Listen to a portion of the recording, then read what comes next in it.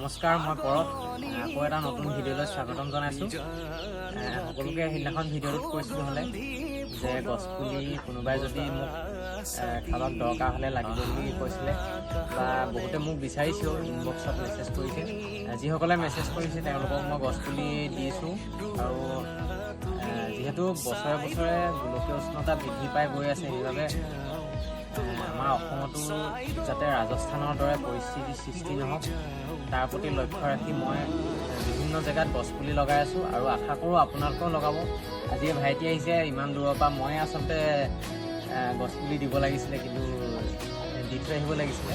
কালি বিশেষ কাৰণত গোলাঘাট দিব পৰা নহ'ল। গোলাঘাট অসামৰিক চিকিৎসালয়ত ৰাতি কটাবলগীয়া হ'ল, টোপনি ক্ষতিও হৈছিলে। সি নিজে আজি বিচাৰি আহিছে আৰু এনেকৈ ভাবিছোঁ বহুতে বিচাৰি আহিব, মই গছপুলি আপোনালোকক দিম। ভাল লাগিছে গছপুলি এনেকৈ সকলোৱে যদি লগাই অসমখন এদিন সেউজীয়া হৈ পৰিব, ফুল ফলেৰে ভৰি উঠিব, লগতে আমি সুস্থভাৱে জীৱন যাপন কৰিব পাৰিম। ইয়াত আজি প্ৰায় 7-10টামান পুলি দিছোঁ। মই খবৰ লৈ থাকিম আৰু আপোনালোককো পাছত দেখুৱাম যে ই কিমান ডাঙৰ কৰিছে পুলিবিলাক, আৰু বহুতক আচলতে দিয়া হ'ব। সেইবিলাকো আপোনালোকলৈ ভিডিঅ' প্ৰেৰণ কৰিম মই।